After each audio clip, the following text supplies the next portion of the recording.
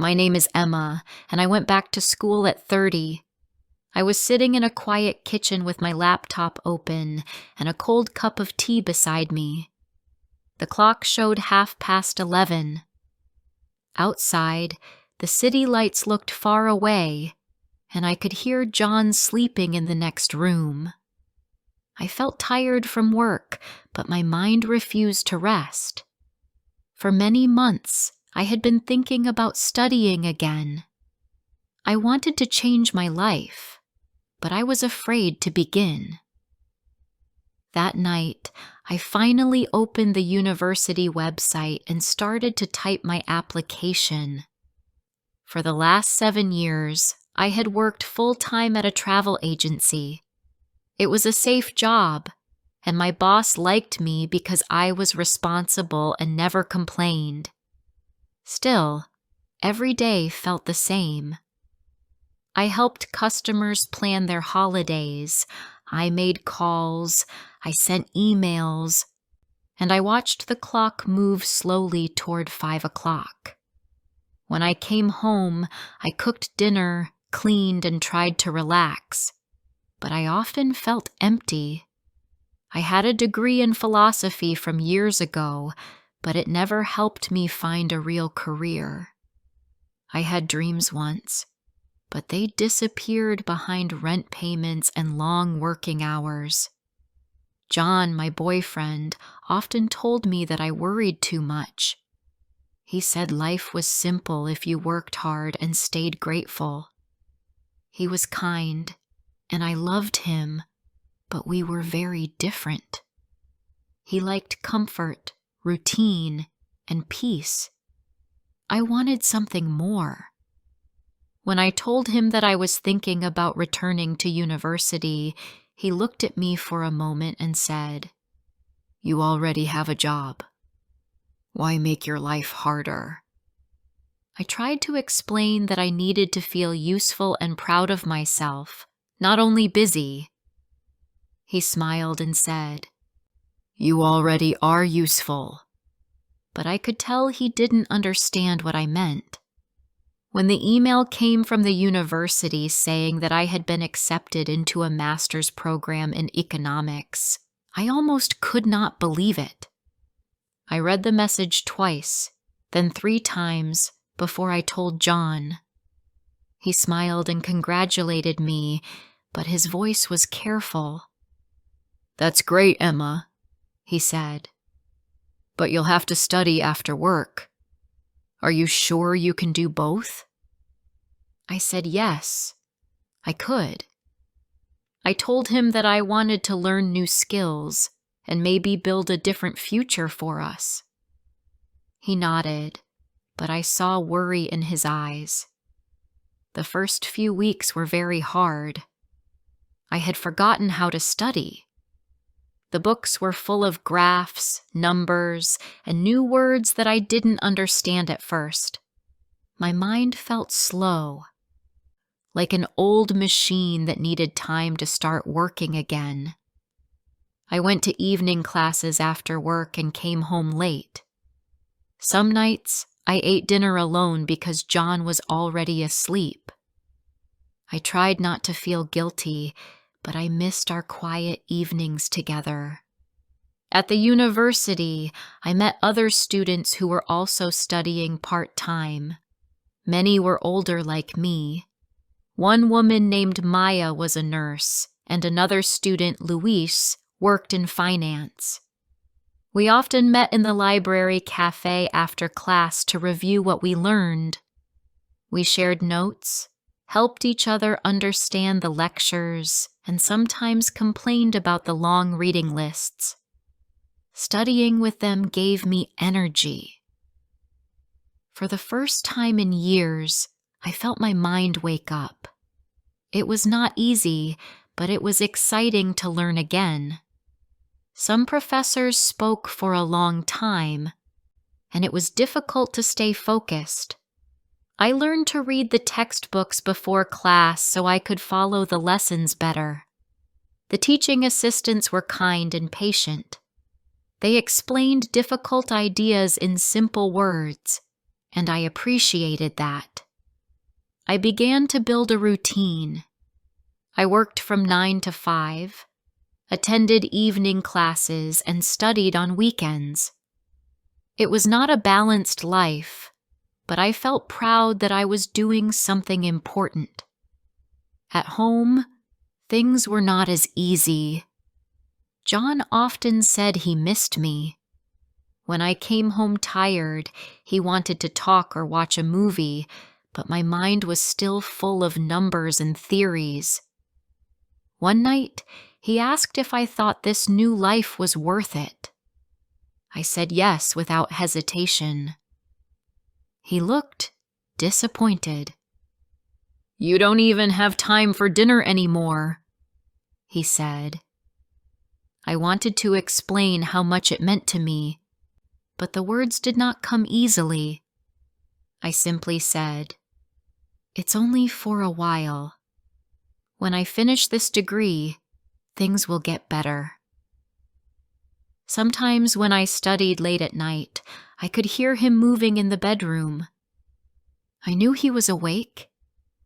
I wanted to go to him and say that I still cared, but then I looked at the open books on my desk and stayed where I was. I hoped he would understand one day. When the first exams came, the pressure grew heavier. There were no short questions, only essays. We had to explain everything in detail, from theories of trade to complex market models. I studied every night, writing notes and summaries, and my desk was always full of open books. During those weeks, the study group became my second family. We encouraged each other and shared food when we stayed late in the library. It felt good to be surrounded by people who wanted to move forward too. The day of the exam, I woke up before sunrise.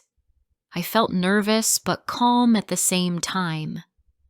When I sat in the classroom and looked at the paper, I realized how much I had learned. It was not only about economics, it was also about discipline and courage. I wrote carefully, trying to remember everything. When I finished, I felt light and tired at once. That evening, I went home and found John sitting on the sofa. He smiled when he saw me and asked, "How did it go?" I said it went well, and I meant it. He said, "Good. Maybe now we can have dinner together again." His words were soft, but I heard the sadness behind them. That night, I lay awake beside him and thought about how much my life had changed in only a few months. I was not sure what the future would bring, but I knew one thing clearly. I was not the same woman who once felt lost and afraid to start. Now I had direction, and even if it was difficult, I wanted to keep going. Before I tell you the rest of my story, please subscribe, share, and let me know in the comments where you are listening from. Your support means a lot. Now, let's continue. The results for the first semester came a few weeks later. I opened the university website on my phone while sitting on the train to work. My hands were cold, and I was afraid to look. When I finally saw the grades, my eyes filled with tears. I had passed every course, and 2 of them with distinction. I felt proud, not only because of the grades, but because I had not given up. I had managed my job, my classes, and my life, even when it felt impossible. That evening, I bought a small cake on my way home. John was already there, sitting at the kitchen table with his laptop open. I told him the news with a big smile, and for a moment he looked happy. He said, "That's great, Emma. You see, all your late nights were worth it. But then he added quietly, "Now maybe you can rest a bit." I laughed softly. "I have another semester starting next week." He didn't say anything after that. He closed his laptop and said he was going for a walk. When the door closed behind him, I looked at the cake on the table and didn't feel like eating it anymore. The second semester was even more demanding. The subjects became more technical and the readings grew longer. I started drinking more coffee and sleeping less. Some mornings, my reflection in the mirror looked older, but I told myself it was temporary. My classmates seemed to handle things better than I did, but they also didn't have full-time jobs or a partner waiting at home. Maya and I became close friends. She understood my struggle because she also worked shifts as a nurse. Sometimes after class, we would walk together to the bus stop. She often said, "We are both building new lives, one book at a time." Her words gave me strength. At home, John spoke less than before. We still shared a bed, but there was a quiet distance between us that grew larger every week. I missed the way he used to make me laugh, the way we used to talk about small things. Now our conversations were short and practical. Who would buy groceries? Who would do the laundry? Who would pay the bills this month? One Friday night, he asked if I could skip my study group to have dinner with him.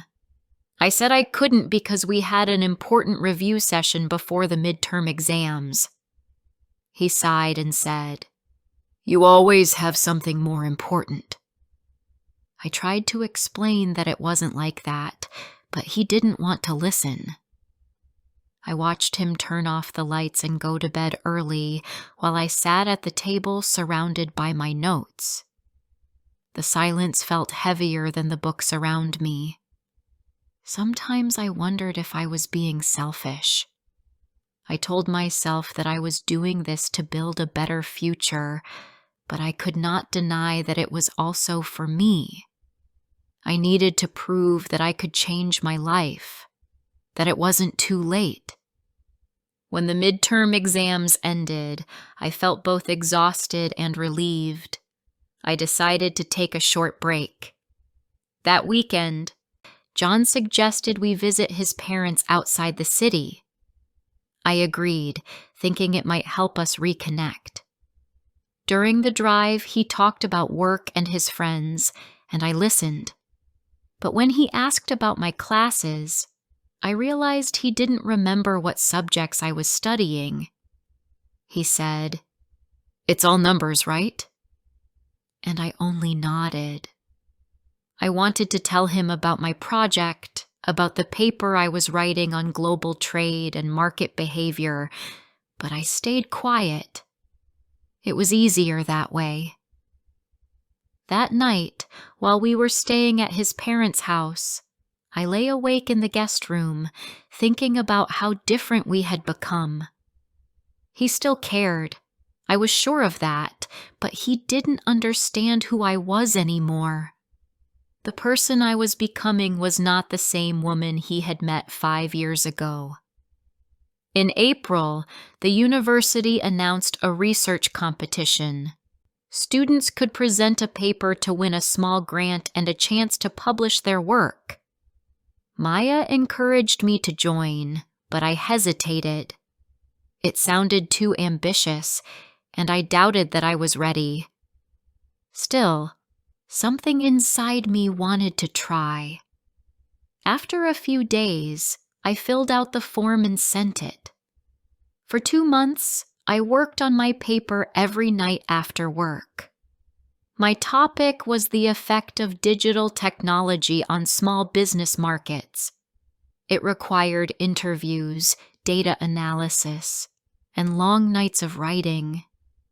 Sometimes I felt like giving up, but I didn't.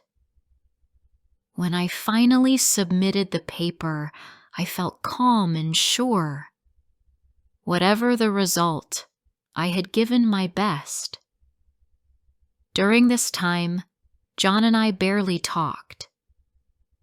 He started coming home later, saying he had meetings or went out with friends. I didn't ask questions because I was too tired to argue.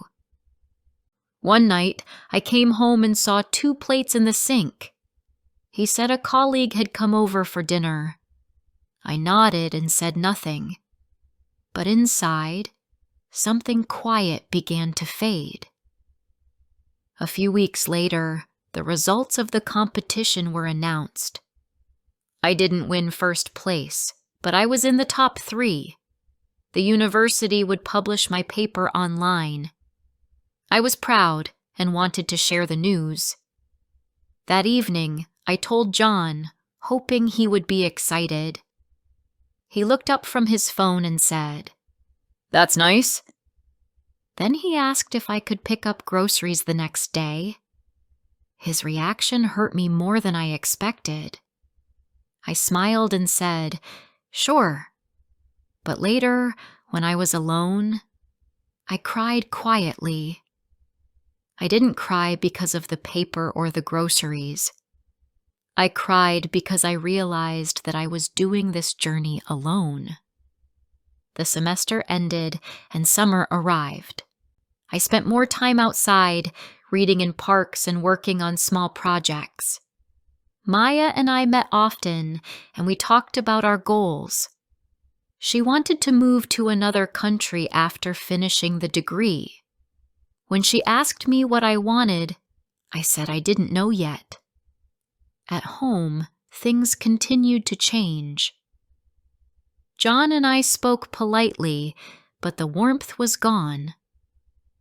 Sometimes I thought about ending things, but then I remembered all the years we had shared. I still cared about him deeply, but it felt like we were walking in different directions. In July, my department offered me a part-time assistant job at the university. It paid little, but it would help with my tuition. I was happy and said yes immediately.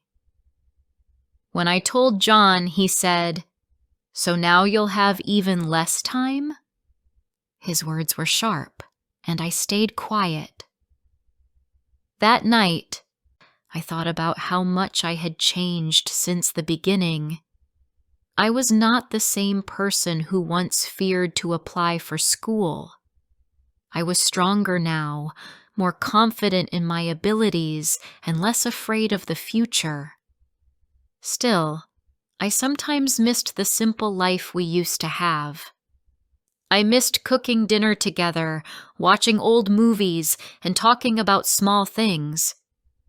But I also knew I could not go back. The person I was becoming needed space to grow, and that space no longer fit inside our old life. One evening, I finished marking some student papers for my assistant job. I looked around the quiet library and realized how much I loved being there. The smell of books, the soft sound of pages turning, and the peaceful silence made me feel calm. I understood then that this was where I wanted to stay, in a world of learning and discovery. When I left the building, the sky was full of orange light from the setting sun. I walked home slowly, thinking about how much my life had changed since that night I filled out my first application. I was tired, but proud. I had lost some things along the way, but I had also found something precious, a sense of direction. I didn't know what would happen next, but I knew I was ready to face it. When the final year of my program began, I felt both excited and afraid. I had finished 2 semesters successfully, but the last one was going to be the hardest. There would be a long research project, an oral presentation, and final exams. At the same time, I still had to work my full-time job and keep my part-time assistant position at the university. Every hour of my week was planned. There was no space for anything extra. John and I now lived like two people who shared the same apartment but not the same life. We still ate together sometimes, but most evenings I was busy, and he stayed in the living room watching television. One night, he said he wanted to talk.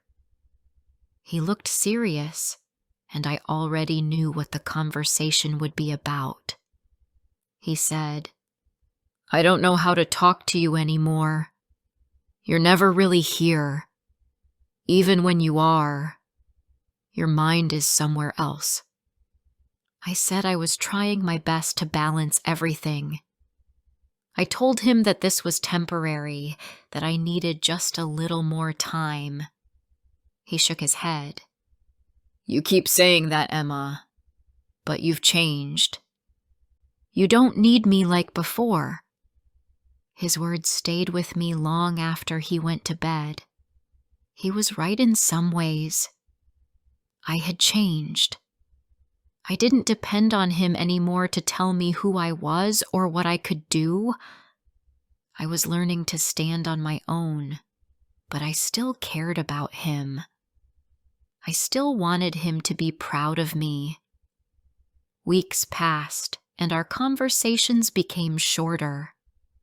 Sometimes I felt we were only pretending that everything was fine. One evening, I came home late from class and found John sitting in the dark. He said he was moving out for a while to stay with a friend. He said he needed space to think. I didn't try to stop him. I only said, "I understand." When he closed the door behind him, the silence in the apartment felt heavy but not painful. I was sad, but I also felt calm. I knew I had done what I could. After he left, I focused even more on my studies. My research project was about women returning to education later in life. I wanted to understand how they managed their responsibilities and what motivated them to keep going. Interviewing them changed how I saw my own life. Many of them were mothers or people who had lost their jobs and wanted to start again. Their stories were full of courage. Listening to them gave me strength to continue my own journey. One woman I interviewed said, "Education gives you back the power to choose." Her words stayed in my mind. I thought about them often when I felt tired or lonely. The months moved quickly. Winter came again, and the final exams approached. By then, I had learned how to organize my time better. I no longer panicked before every test. I knew how to prepare and how to stay calm. The night before my last exam, I sat by the window with my notes, and I felt a quiet sense of peace. It was the same window where, 2 years earlier, I had filled out my first application. Everything between those moments felt like a long road filled with mistakes, lessons, and small victories. When I finished my final exam, I walked out of the classroom and stood outside for a while. The air was cold, but I didn't mind. I looked up at the university building and smiled. I had done it.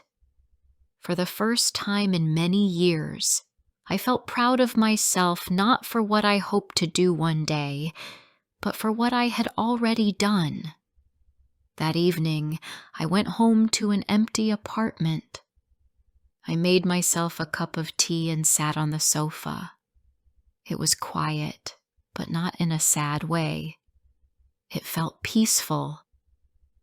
I thought about John and all the moments we had shared. I missed him, but I also knew that my life had grown in a direction that might not fit both of us anymore. I didn't know if we would find our way back to each other, but I no longer felt afraid of the future. A week later, I received an email from the university inviting me to the graduation ceremony. I took the day off work and went alone. When I walked into the large hall wearing the graduation gown, I felt a mix of emotions: joy, relief, and disbelief. The sound of applause filled the room as names were called one by one. When my name was announced, I stepped forward to receive my diploma. The moment felt unreal. I remembered the nights I cried over difficult assignments, the times I felt too tired to continue, and the days I thought I couldn't handle everything. But I had made it. After the ceremony, Maya found me in the crowd. She hugged me tightly and said, "You did it, Emma." I smiled and said, "We both did."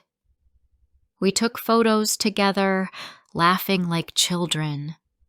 She told me she had accepted a job in another country and would be leaving soon. I felt happy for her, but also sad to say goodbye.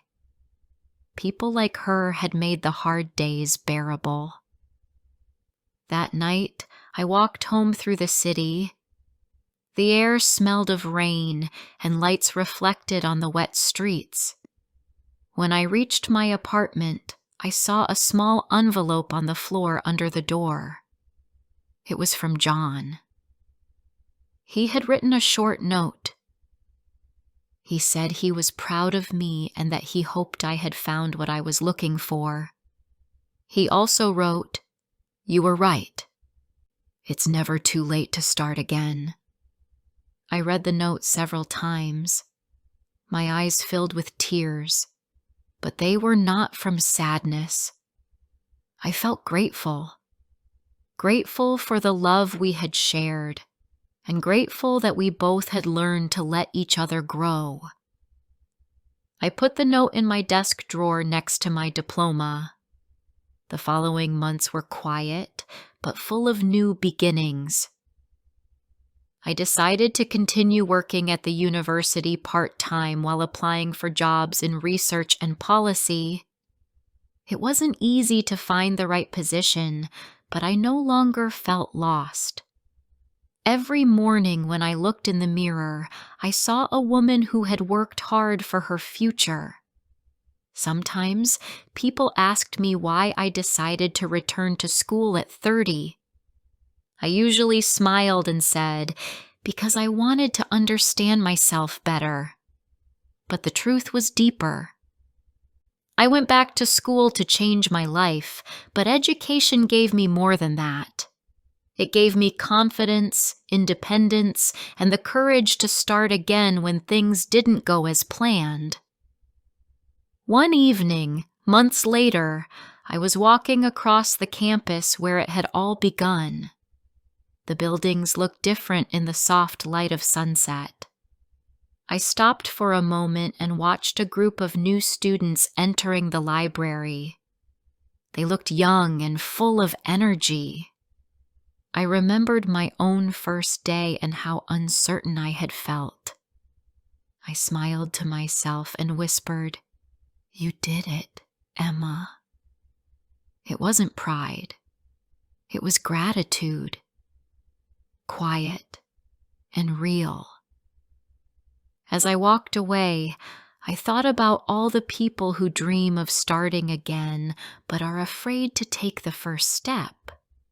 I hoped they would one day find the same courage I had found that night in my small kitchen when I pressed submit on my application and chose to believe that change was still possible.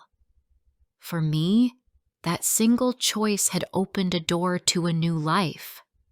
A life where I was not only working or waiting, but truly living and learning every day. And that, I realized, was what education had always been about.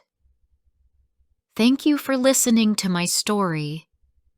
If you enjoyed it, please subscribe, like, and share it with friends who are also learning English. Your support helps me bring more stories for you.